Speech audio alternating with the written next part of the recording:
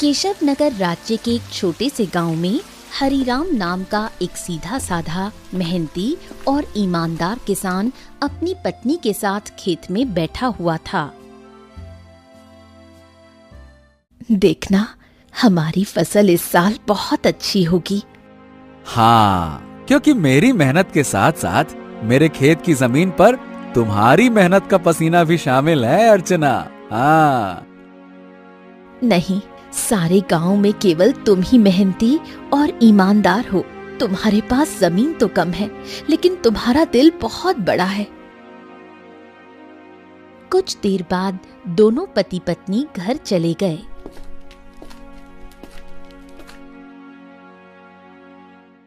मैं तुम्हें एक बात बताना तो भूल ही गई, घर में लकड़ियां खत्म हो गई हैं। अरे चिंता मत करो, मैं कल सुबह सबसे पहले जंगल में लकड़ियां काटने के लिए ही चला जाऊंगा। ठीक है ना, ले आऊंगा। चलो अब।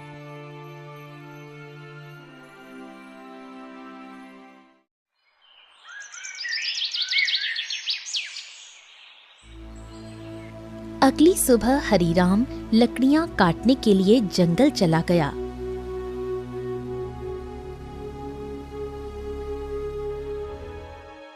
हरिराम एक पेड़ पर कुल्हाड़ी चलाने ही वाला था कि तभी उसने देखा झाड़ियों में एक घायल बंदर करहा रहा था।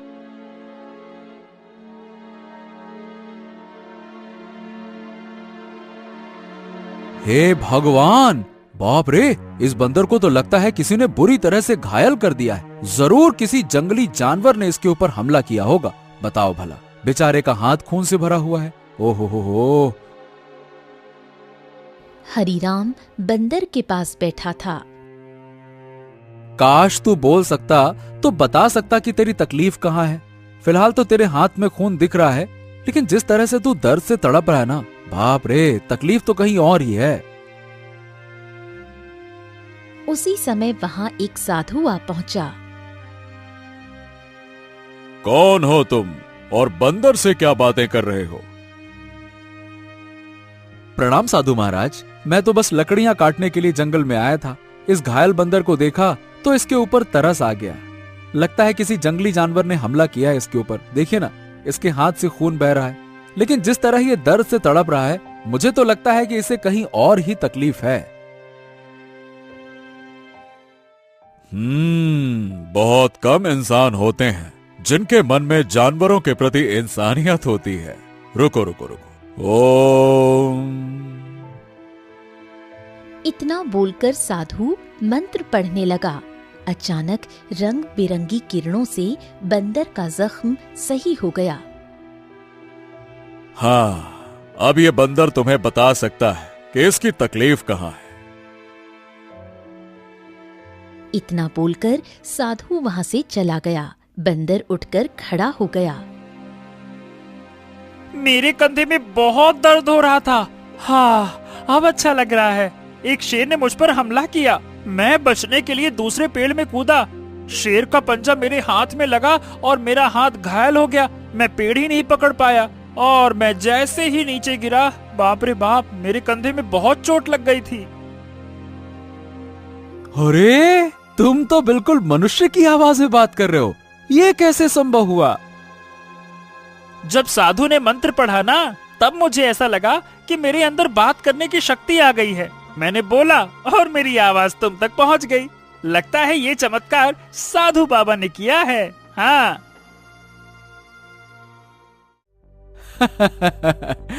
अच्छा ये बताओ, तुम मेरे घर पे चलोगे? ओहो, अब तुमने मेरी जान बचाई है तो अब तो मैं तुम्हारे साथ ही चिपक गया हूँ। मतलब मैं तुम्हारे साथ ही रहूंगा। और क्योंकि मैं इंसानों की तरह बात करने लगा हूँ, तो मैं बंदरों से अब तो अलग हो गया हूँ ना। क्या करूंगा उन बंदरों के साथ रहकर? अब तुमसे बातें करूंगा जी भर के। चलो, तुम मेरा कोई अलग नाम भी रख सकते हो। बताओ बताओ, मेरा क्या नाम रखोगे? बड़े मजे की बातें करते हो तुम। चलो ठीक है, मैं तुम्हें आज से गोलू कह के पुकारूंगा। क्यों, कैसा नाम है? अच्छा नाम है ना? हाँ, अच्छा नाम है। चलो चलो चलो चलो, घर चलते हैं।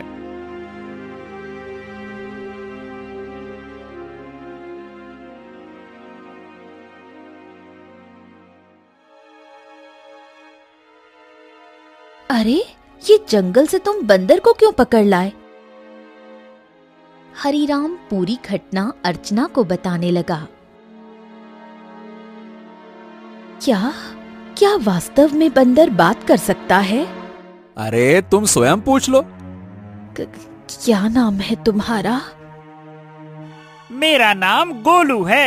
हरिराम ने मेरी जान बचाई है और अब मैं उसका साथी हूँ। साथी क्या, अब तो मैं तुम्हारे परिवार का हिस्सा हूँ। अर्चना आश्चर्य में पड़ गई। समय बीतने लगा। गोलू की मौजूदगी घर में नई जान ले आई थी। धीरे धीरे गोलू अर्चना के काम में हाथ बटाने लगा। गोलू अब हरिराम का सच्चा साथी बन चुका था। एक दिन गोलू हरिराम से बोला, हरिराम, अब मैं भी तुम्हारे साथ खेत में चलूंगा। क्या करूंगा घर में बैठे बैठे, मुझे भी चलना है। अरे गोलू, खेत का काम आसान नहीं होता, बहुत मेहनत लगती है। क्या करोगे तुम वहाँ पे? अरे क्या करूंगा क्या, मैं भी तुम्हारे साथ मेहनत करूंगा। और क्या मुझे कम मेहनती समझा है क्या? बस डर ये है कि गांव वालों ने तुम्हें बोलते हुए देख लिया ना, तो वो न जाने क्या समझेंगे। अरे पर जब मैंने तुमसे पहली बार बात की थी तो क्या तुम डरे थे क्या, बताओ? देखो गोलू, मैं दुनिया को जानता हूँ। हर कोई मेरे जैसा नहीं होता है जो तुम्हें समझ सके। ओहो, मुझे दुनिया से क्या है लेना देना, मुझे तो तुम्हारे संग है रहना। मेरा मतलब ये है कि मुझे बस तुमसे मतलब है, क्योंकि मैं तुम्हारा साथी हूँ। हरिराम मुस्कुराया और अगले दिन गोलू को साथ लेकर खेत चला गया। कुछ ही दिनों में गोलू ने खेती की हर बात सीख ली।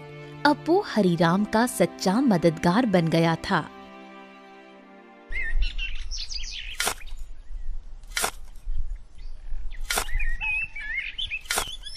हरिराम, अरे आज की मिट्टी तो बहुत भारी लग रही है।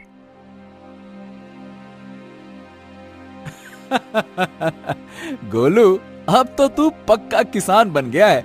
मिट्टी का भी फर्क समझने लगा है।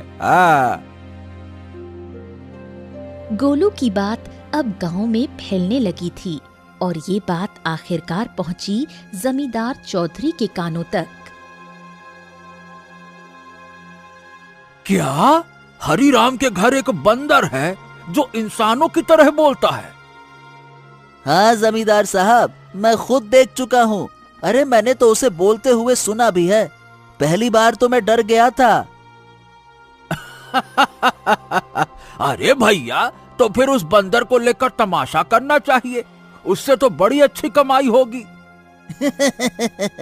ये बात आपने बिल्कुल पते की कही जमींदार साहब।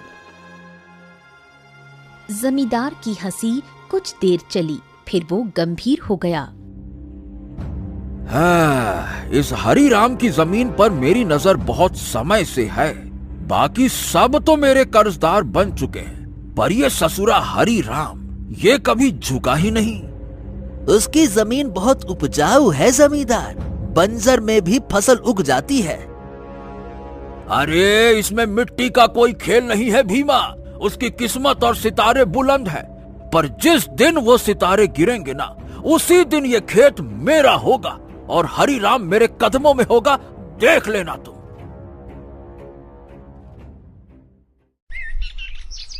समय ऐसे ही बीतने लगा। एक दिन हरिराम और गोलू जब खेत से घर लौटे तो आंगन में बैठी अर्चना को देखकर दोनों के चेहरे पर चिंता की रेखाएं खिंच गईं। अरे अर्चना, क्या हुआ? ये कैसी खांसी है?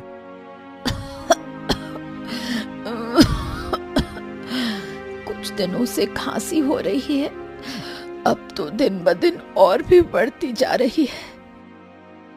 हरिराम, इसे नजरअंदाज मत करो, किसी अच्छे वैद्य को तुरंत बुलाना चाहिए।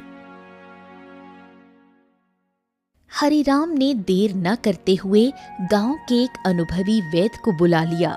वैद्य ने अर्चना को ध्यान से देखा।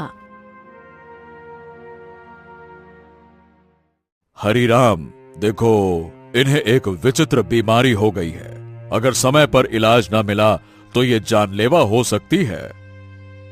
हाँ, नहीं नहीं नहीं नहीं वैद्य जी, आप तो इलाज शुरू कीजिए, मैं कोई कसर नहीं छोड़ूंगा।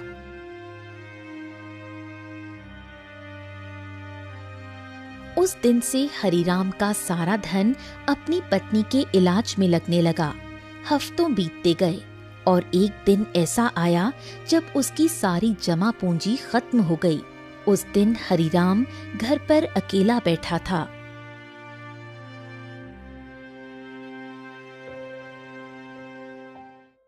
ऐसे उदास मत बैठिए, मैं अपने आप ठीक हो जाऊंगी। ऐसा ऐसा मत कहो अर्चना, मैं तुम्हें इस हालत में नहीं देख सकता। तो अब क्या करोगे? जो कुछ था सब तो मेरे इलाज में लगा दिया। अब तो बीज खरीदने तक के पैसे नहीं बचे। हरिराम सिर झुकाए बैठा था। तभी गोलू तेजी से दौड़ता हुआ आया। हरिराम, हिम्मत मत हारो। तुम्हारे 2 भाई इस गांव में रहते हैं और तुमसे ज्यादा धनी भी हैं। उनसे मदद क्यों नहीं मांगते हो, हैं? हरिराम को ये बात ठीक लगी। उसी शाम वो गोलू को साथ लेकर अपने बड़े भाई केशव के घर गया। ओहो हरी राम, क्यों भाई, आज हमारे घर का रास्ता कैसे भूल गए हैं? भैया, अर्चना की बीमारी के बारे में तो अब गांव में सब जानते हैं। मैंने जो कुछ कमाया सब इलाज में लग गया। अब कुछ धन की जरूरत है भैया। तुम तो जानते हो मेरी फसल इस बार खराब हुई है। अब खुद मुझे उधारी लेना पड़ रहा है, तो मैं तुम्हें कहां से दूं? हरिराम कुछ नहीं बोला, सिर झुकाकर बाहर निकल आया। अरे वो झूठ बोल रहा था हरिराम, मैंने उसके चेहरे को देखा है, वो देना ही नहीं चाहता था। हाँ जानता हूँ रे गोलू, पर चलो एक और भाई है, उनसे मिलते हैं, चलो। अब दोनों बिरजू के घर पहुंचे। बिरजू ने दरवाजा खोला और हरिराम को देखकर चौंक गया। ओ हरिराम, आज भाई की याद कैसे आ गई? भैया भैया, मेरी पत्नी अर्चना बहुत बीमार है, थोड़ा सा धन चाहिए इलाज के लिए। क्या? अरे बंटवारे में वैसे भी तुझे ज्यादा जमीन मिल गई थी, उसे बेच नहीं देता? मेरे पास धन का पेड़ लगा है क्या जो मांगने चला आया? झूठ मत बोलो भैया, सच तो यह है कि तुमने और केशव भैया ने मेरे हिस्से की जमीन भी दबा ली थी। मुझे 6 बीघा जमीन मिलनी थी, बस 2 बीघा मिली है, 2 बीघा। अरे निकल जा यहाँ से, अगर कर्ज लेना है तो जमींदार के पास जा। मुंह उठा के चले आते, भाग यहाँ से।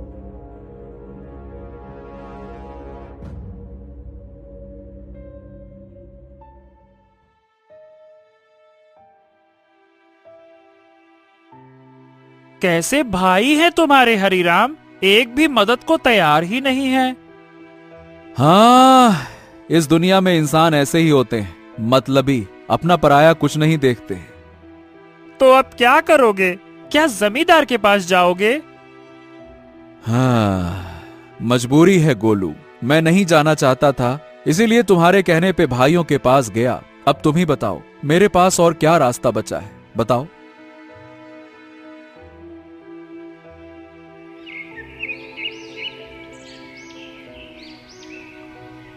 अगले दिन हरिराम और गोलू जमींदार की हवेली में जा पहुंचे। उम्मीद उसे कम थी, मगर अपनी पत्नी की खातिर उसने खुद को झुका दिया था। मैं जानता था हरिराम, एक न एक दिन तू चलकर मेरी हवेली में जरूर आएगा भैया। आपने बिल्कुल सही कहा था मालिक, जब तक इसकी किस्मत चमक रही थी तब तक बहुत अकड़ में चलता था। अब देखो कैसा मुरझाया मुरझाया सा खड़ा है। ए जमींदार, तुम्हें किसी की हालत का मजाक उड़ाने का हक नहीं है। लोग तुम्हारा सम्मान करते हैं, तुम्हें भी दूसरों का सम्मान करना चाहिए, समझे? ए बंदरवा, बकवास बंद कर। तू इंसानों की तरह बोलता है, इसका मतलब ये नहीं है कि तू इंसान बन गया है, समझा? हाँ भैया हरिराम, बताओ बताओ क्यों आए हो? क्या बताएं, आपको तो सब पता है, मेरी पत्नी बीमार है, सारा धन इलाज में चला गया, कुछ धन की आवश्यकता है। अच्छा, धन चाहिए तो भैया मेरी शर्तें सुन लो। ब्याज 50% और बदले में कुछ गिरवी रखना होगा। हाँ, मेरे पास कुछ बचा है क्या जो गिरवी रखूं? जो सोने के आभूषण थे वो भी इलाज में बिक चुके हैं। अरे है ना, क्यों नहीं है? तेरे पास 2 बीघा जमीन है, भैया उसे गिरवी रखो। वक्त पर कर्ज चुकाएगा तो जमीन तेरी वरना मेरी, सीधा हिसाब। बोलो भैया। हरीराम सोच में पड़ गया। उसे अपनी पत्नी का जीवन बचाना था, मगर कीमत बहुत बड़ी थी। अरे ये तो सरासर अन्याय है। तुम किसी की मजबूरी का फायदा उठा रहे हो। ऐसे तो हरीराम कभी कर्ज ही नहीं चुका पाएगा। ए हरीराम, पहले तो तू इस अपने पालतू बोलने वाले बंदर को ले जा यहाँ से, नहीं तो मेरा मन बदल गया तो हो गया तेरा काम। जब से आया है पटर पटर पटर पटर। चुप कर। हरीराम चलो मेरे साथ, ये कर्ज मत लो, चलो। गोलू, मेरे पास अब और कोई चारा नहीं है। अरे तुम बस चलो तो, मैं तुम्हारी मदद करूंगा ना। हाँ चलो मेरे साथ। हरीराम गोलू के साथ चला गया। हवेली के भीतर जमींदार और भीमा गुस्से से खौल रहे थे। ए मालिक, हरीराम तो हाथ से निकल गया। अरे चिंता मत कर बेटा, मजबूरी उसे फिर लौट आएगी। कितना दूर जाएगा वो?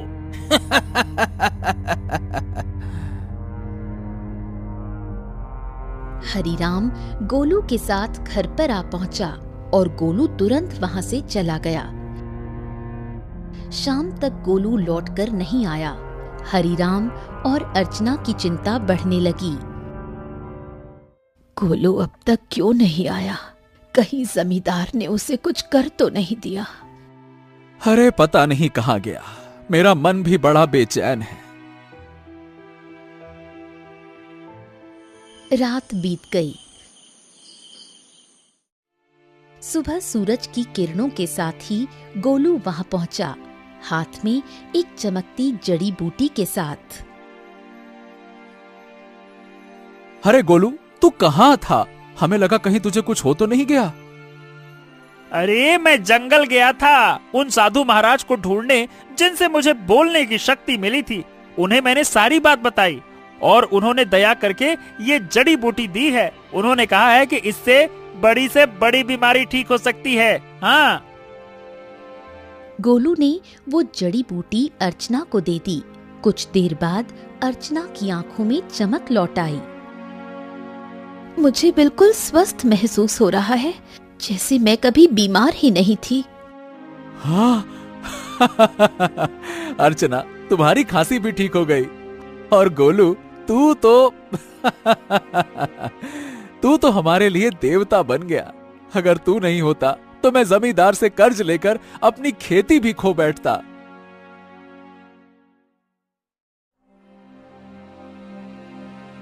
हाँ, अब मेरी पत्नी तो ठीक है, लेकिन खेत में बीज डालने के पैसे तक नहीं बचे। मैं जानता था कि अर्चना के ठीक होने के बाद तुम्हें बीज की जरूरत पड़ेगी, इसीलिए मैं साधु महाराज से बीज भी लेकर आया हूँ। हाँ, ये देखो। क्या बीज? हाँ, उन्होंने ये चमत्कारी बीज दिए हैं। अब देखो, अगर तुम इन्हें अपने खेत में बो दोगे तो ऐसी फसल उगेगी जो पूरे राज्य में किसी ने नहीं उगाई होगी, और सबसे पहले तुम्हारी फसल ही तैयार होगी। हाँ, मजा आ गया ना? इतनी जल्दी? हाँ, लेकिन एक शर्त भी दी है साधु महाराज ने। जब तुम्हारा समय अच्छा हो जाए तब तुम उन लोगों की मदद करना जो जमींदार के कर्ज में दबे हुए हैं। अरे मित्र गोलू, गोलू गोलू गोलू, तू मेरा सच्चा साथी निकला। हम दोनों मिलकर अच्छे से खेत में फसल बोएंगे। चल मेरे भाई।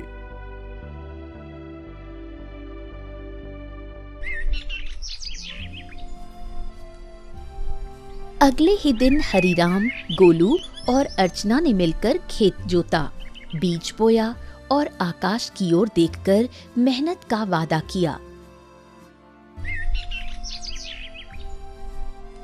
कुछ ही दिनों में हरीराम के खेत में ऐसी फसल लहराई जैसे किसी ने पहले कभी नहीं देखी थी। गांव वाले चकित रह गए। अरे देखो रे देखो, हरिराम के खेत में तो जैसे सोने जैसी फसल लहरा रही है। हाँ हाँ हाँ हाँ हाँ। हाँ, हमारी फसल तो अभी जामी भी नहीं है और इसकी तो फसल भी तैयार हो गई। और उसकी बीवी अर्चना, जो कि महीनों बीमार रही, अब रोज खेत में काम करती है। भैया, ये तो कोई चमत्कार ही लगता है।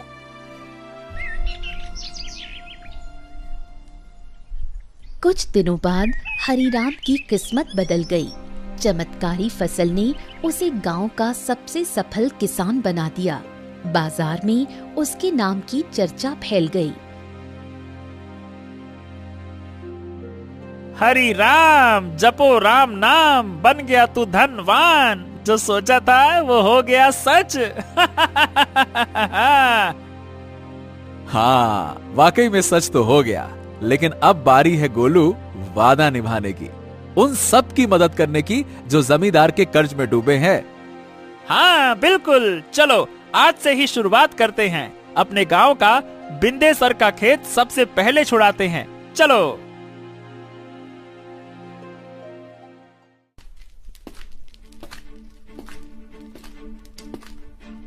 हरीराम और गोलू ने अपना मुनाफा इकट्ठा किया और एक एक कर गांव वालों का कर्ज चुकाने लगे। बिंदेसर, भोलू, रज्जो सभी ने अपनी जमीन वापस पा ली।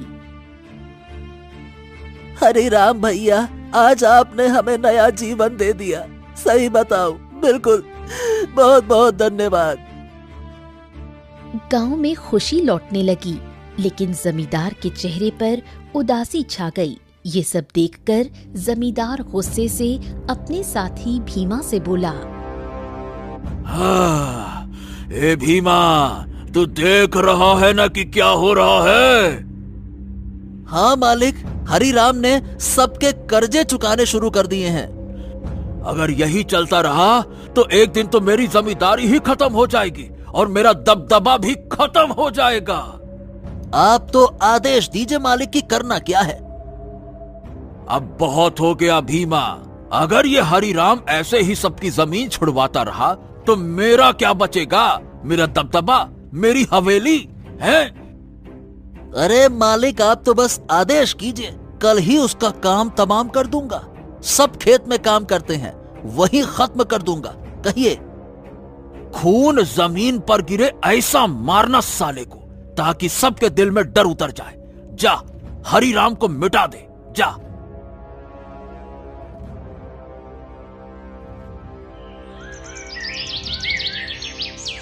सुबह का सूरज उगा, लेकिन किसी तूफान से पहले की शांति जैसा लग रहा था। हरिराम खेत में बीजों को देख रहा था, जो अब सोने जैसे चमकते दिखते थे। अरे गोलू, देख तो, ये फसल तो जैसे गाना गा रही हो। तुम्हारे हाथ की छुअन में जादू है। हाँ बिल्कुल सही कह रहे हो मित्र। इस बार की फसल सोने की फसल जैसी उगती हुई दिख रही है। वाह वाह वाह वाह वाह वाह। इतना बोलकर अचानक गोलू एक ओर हट गया। सच तो ये था कि गोलू को किसी की आहट की भनक लग चुकी थी। तभी वहां जमींदार और भीमा आ पहुंचे। भीमा के हाथ में लंबा बर्छा था। हरिराम झुका हुआ था। अब भुगतो किसान। जैसे ही भीमा ने हरिराम की ओर बर्छा फेंका, एक छलांग, एक चीख, एक वार, लेकिन हरिराम पर नहीं, गोलू पर। गोलू! नहीं नहीं, ये क्या किया तूने? तुम्हारे लिए मित्रता का मतलब सिर्फ साथ नहीं होता, कभी कभी बलिदान भी होता है। तूने मेरी जान बचाने के लिए अपनी जान दांव पर लगा दी। क्योंकि तुम मेरे साथी हो और मैं तुम्हारा।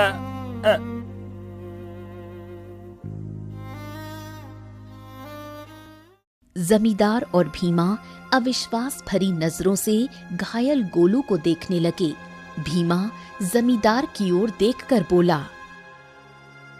अरे ये क्या जमींदार, इस मूर्ख बंदर ने तो हरिराम के ऊपर लगने वाला वार अपने ऊपर ले लिया।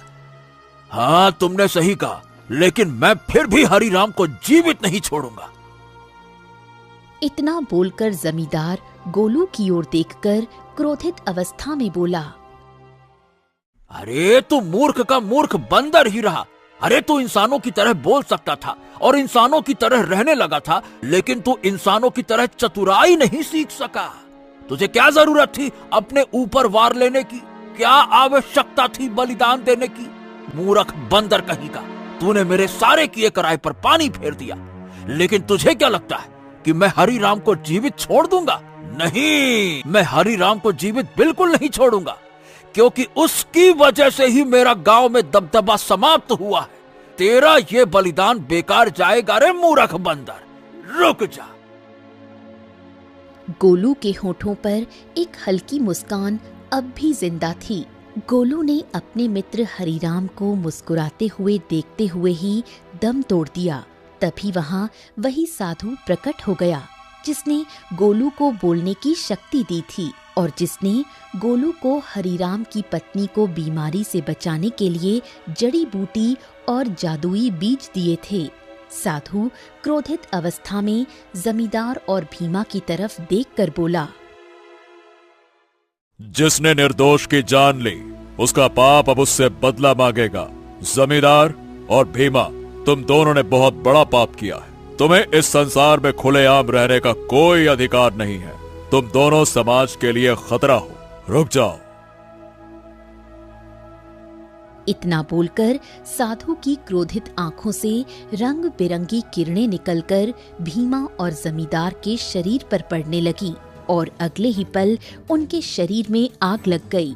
कुछ ही देर में वो दोनों जलकर राख हो गए। गांव वाले इकट्ठा हो गए। साधु हरिराम की ओर देखकर बोला, हाँ, तुम्हारा और गोलू का साथ यहीं तक लिखा था हरिराम।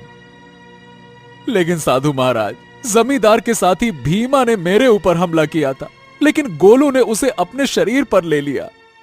हाँ, क्योंकि वो तुम्हारा सच्चा साथी था। जाते जाते गोलू ने अपनी मित्रता का कर्ज चुका दिया। अपने साथी को कभी नहीं भूलना हरिराम। इतना कहकर साधु रंग बिरंगी किरणों में वहां से गायब हो गया। गांव वाले नम आंखों से गोलू के बलिदान की सराहना करने लगे।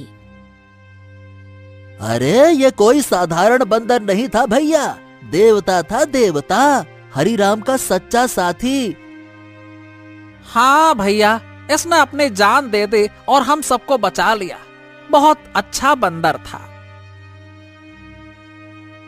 कुछ दिनों बाद हरिराम ने नम आंखों से गोलू की याद में उसी खेत में एक पौधा लगाया जो आगे जाकर बना साथी वृक्ष।